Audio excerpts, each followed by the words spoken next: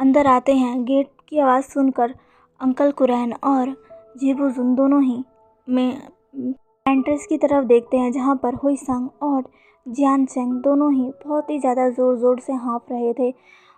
वो लोग गहरी गहरी सांसें ले रहे थे।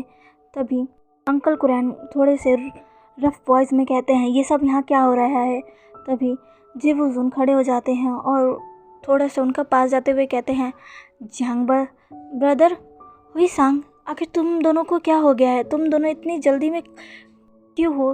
तुम दौड़ क्यों रहे थे?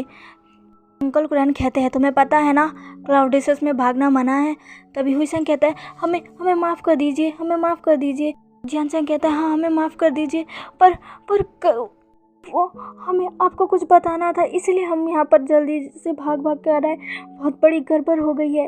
जेबुजुन जियानचेंग की ये बातें सुनकर शॉक में हो जाते हैं और कहते हैं, क्या हुआ है जियांग ब्रदर?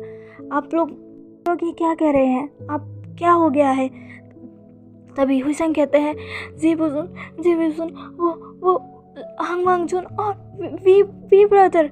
तभी वांगजी और विंग का नाम सुनकर जेबुजुन हुईसांग की तरफ देखकर बोलते हैं, क्या वांगजी और विंग क्या हुआ दोनों को? अब अंकल कुरैन भी खड़े हो जाते हैं और उनके पास आते हैं। तभी वो कहते हैं, क्या हुआ है उन दोनों को? तभी जियानचेंग कहता है, वो दोनों गायब हो चुके हैं। अंकल कुरैन और जेबुजुन दोनों ही ये सुनकर बहुत ही ज़्यादा शॉक हो जाते हैं। जेबुजुन कहते हैं, क्या? तभी हुईसांग कहता है, हाँ जियानचेंग बिल्कुल सही कह रहा है। जेबुजुन, मैं, विंग, जियानचेंग और हांग वांगजुन तीनों ही झरने के पास थे। हम चारों ही वहाँ पर मछलियाँ पकड़ रहे थे, पर अचानक ही वी ब्रदर और हांग वांगजुन दोनों ही पानी में गिर जाते हैं।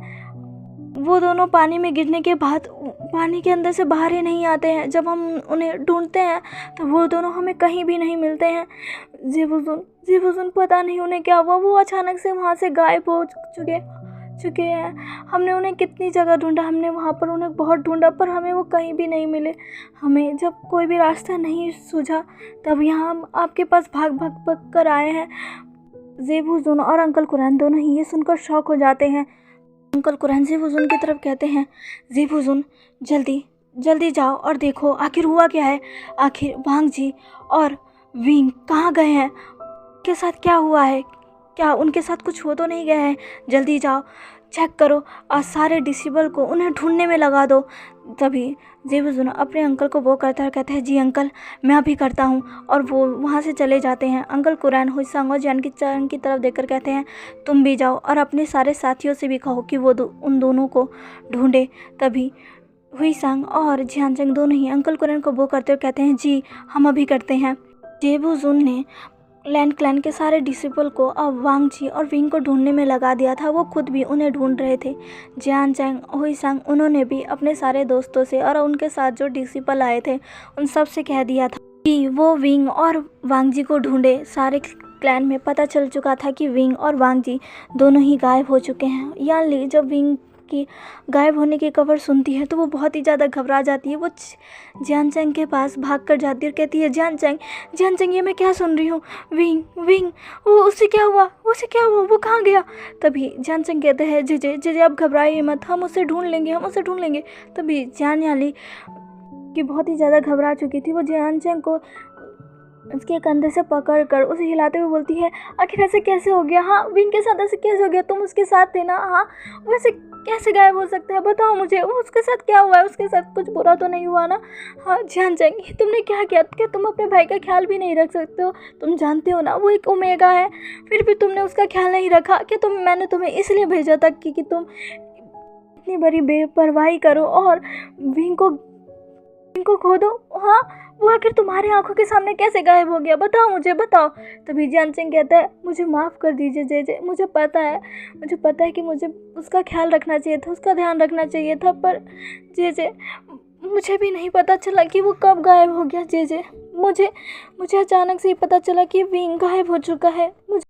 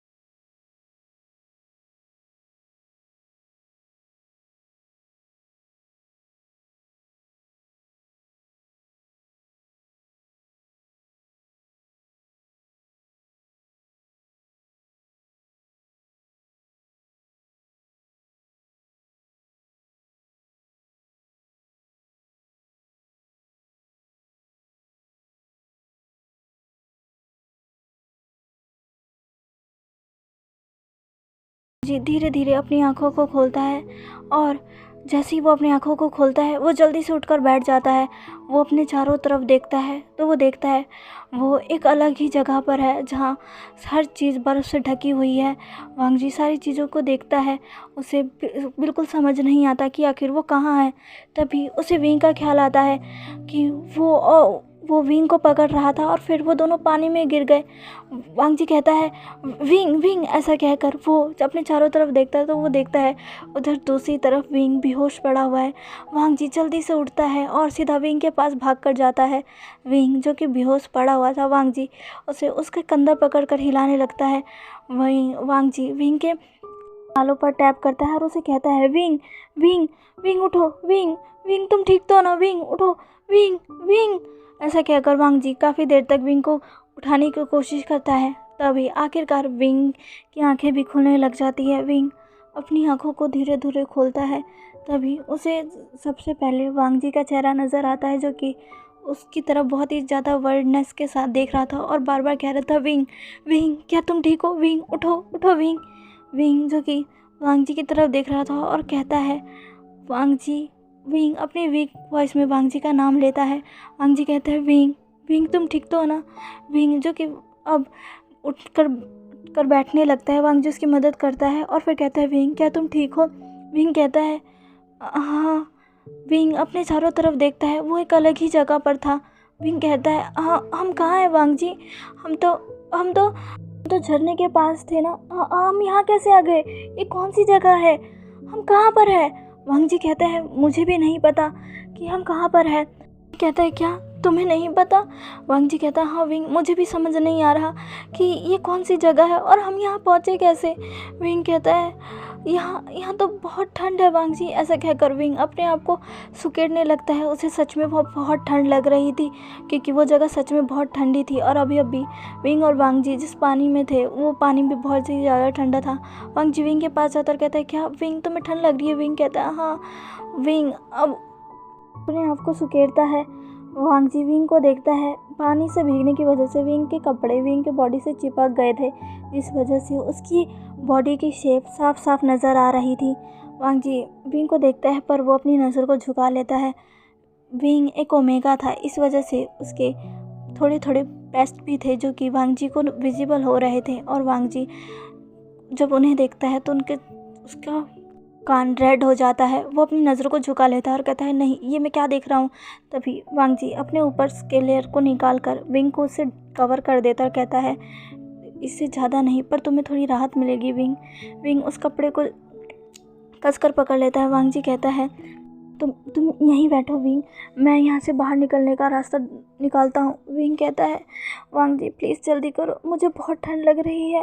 वांग जी कहता है हाँ विंग मैं जल्दी करता हूँ, प्लीज़ तुम बस थोड़ी देर रुको। विंग कहता है हाँ। विंग को वहाँ बहुत ठंड लग रही थी। विंग जो कि ठंड से कँपा रहा था। वांग जी उस गुफा में बाहर निकलने का रास्ता ढूंढ रहा था पर उसे बिल्कुल भी कहीं भी कोई भी रास्ता ही नज़र नहीं आ रहा था। वांग जी कहता है ये आखिर हम कहाँ फंस गए, ये कौन सी जगह है, यहाँ बाहर निकलने का रास्ता भी नहीं है, मैं क्या करूँ। वांग जी अब विंग की तरफ देखता है जो कि ठंड से काँप रहा था। वांग जी विंग के पास जाता और कहता है विंग तुम ठीक हो ना। विंग कहता है हाँ वांग जी पर मुझे बहुत ठंड लग रही है। वांग जी कुछ करो वांग जी। वांग जी कहता है मैं कुछ करता हूँ विंग, मैं क्या करूँ। वांग जी यही सब सोच रहा था। तभी अचानक ही वहाँ पर थोड़ी थोड़ी गर्मी पैदा होने लगती है। विंग और वांग जी इसे महसूस करते हैं, वो दोनों ही शॉक हो जाते हैं। वांग जी कहता है ये क्या हो रहा है। विंग कहता है वांग जी देखो ये केव तो गर्म होने लग गई है। वांग जी कहता है हाँ पर कैसे। तभी वांग जी और विंग को एक धुन सुनाई देती है। वो धुन बिल्कुल उनके पीछे से आ रही थी। जैसे ही वो पीछे मुड़कर देखते हैं उनके पीछे एक वीणा थी जो कि खुद ब खुद बज रही थी। उस वीणा के बजने से ही वहाँ पर थोड़ी थोड़ी गर्मी फैल रही थी। विंग और वांग जी उस वीणा को देखकर बहुत ही ज़्यादा हैरान थे कि यहाँ पर एक वीणा है और वो भी खुद ब खुद बज रही है। ये देखकर विंग और वांग जी दोनों ही हैरान थे। विंग अब उठकर खड़ा हो जाता है। वांग जी उसके उठने में मदद करता है। विंग और वांग जी दोनों ही उसको देख रहे थे। विंग और वांग जी अब दोनों ही उस वीणा के पास जाने लगते हैं। विंग और वांग जी जैसे ही उस वीणा के करीब जाने लगते हैं, अचानक से ही उस वीणा के अंदर से एक फोर्स निकलता है जो कि सीधा ही विंग को दूर बहुत ही ज़्यादा तेज़ी से धक्का मारकर गिरा देता है, जिससे विंग थोड़ी दूरी पर जाकर गिरता है। विंग की गिरता है और आह की आवाज़ निकालता है। विंग कहता है आह। तभी वांग जी कहता है विंग विंग। ऐसे कहकर वांग जी विंग के पास जाता है और उसे पकड़ता है और कहता है विंग क्या तुम ठीक हो? विंग कहता है ये क्या हो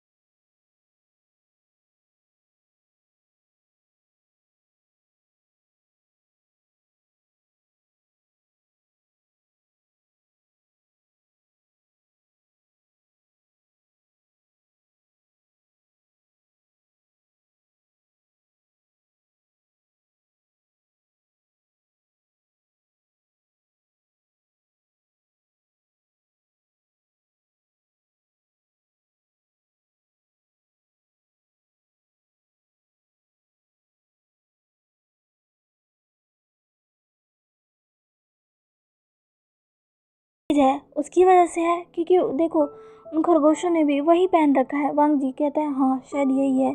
विंग कहता है तो क्या मतलब जो ये ताबीज़ पहनेगा सिर्फ वही उसके पास जा सकता है? वांग जी कहता है तुम ठीक कह रहे हो वांग जी। सॉरी, वांग जी कहता है तुम ठीक कह रहे हो विंग। तभी वांग जी अपना ताबीज़ है वो निकाल देता है। विंग कहता है वांग जी ये क्या कर रहे हो? तभी वांग जी उस ताबीज़ का एक सिरा अपने हाथ पर बांधता है, दूसरा विंग के हाथ पर बांध देता है और कहता है अब ठीक है। विंग कहता है क्या इससे अब वो मुझ पर वो वार नहीं करेगा? वांग जी कहता है होना तो यही चाहिए। ऐसा कहकर वांग जी आगे बढ़ने लगता है। विंग भी उसके साथ आगे बढ़ने लगता है। जैसा वांग जी ने सोचा था वैसा ही होता है। इस बार वीना ने विंग पर वार नहीं किया था।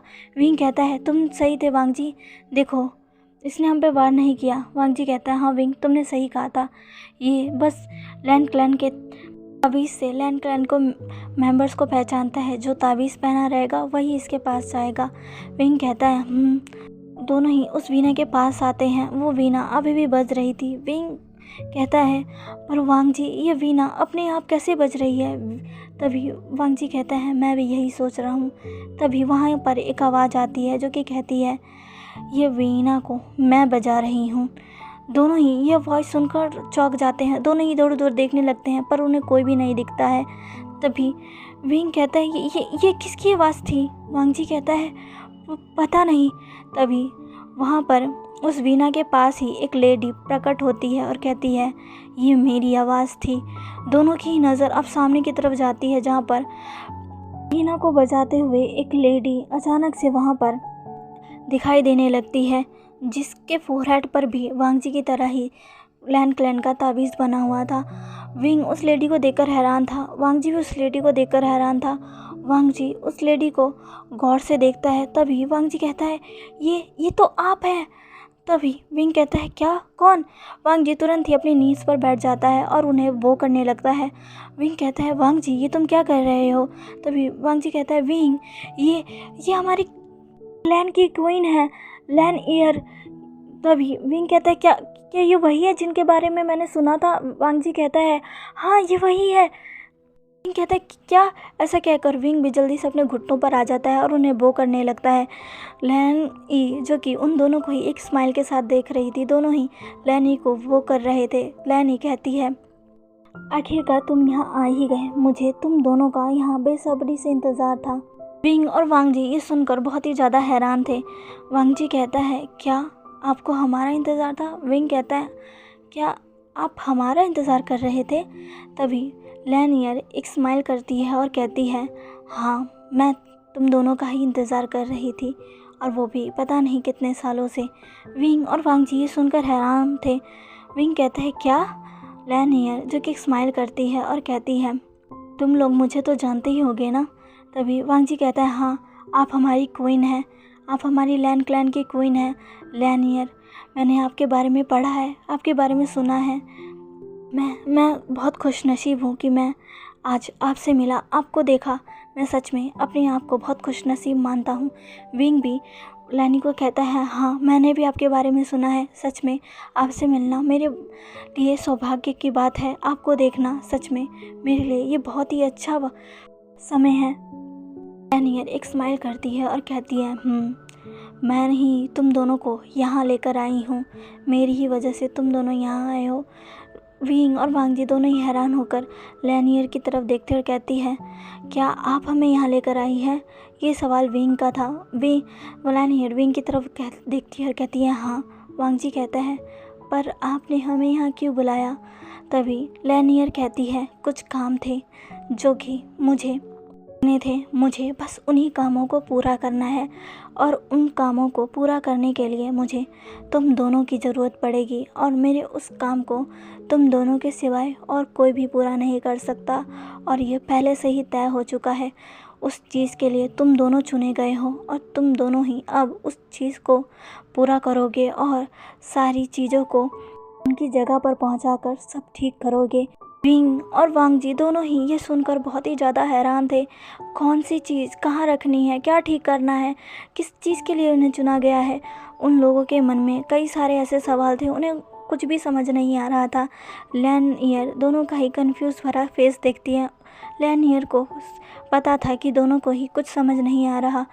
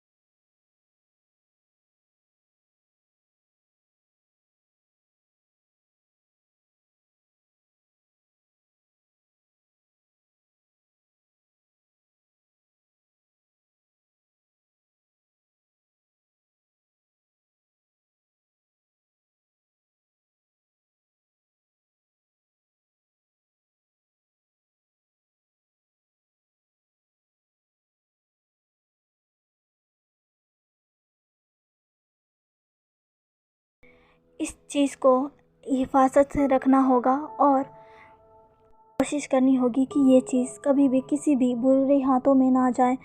लैन वांग जी और विंग दोनों ही हैरान होकर ईयर की तरफ देखते हैं, जो कि अपने हाथों में से एक चीज़ निकाल कर दोनों को दिखाती है, और उसे देखकर दोनों ही बहुत ही ज़्यादा शॉक और कंफ्यूज हो जाते हैं। तो चलिए गाइस, आज के लिए बस इतना ही। आज का पढ़ा कैसा लगा प्लीज़ प्लीज़ प्लीज़ मुझे कमेंट करके ज़रूर बताइएगा। प्लीज़ मेरे चैनल को लाइक, सब्सक्राइब एंड शेयर कर दीजिएगा। मिलते हैं इसके नेक्स्ट पार्ट में। बाय।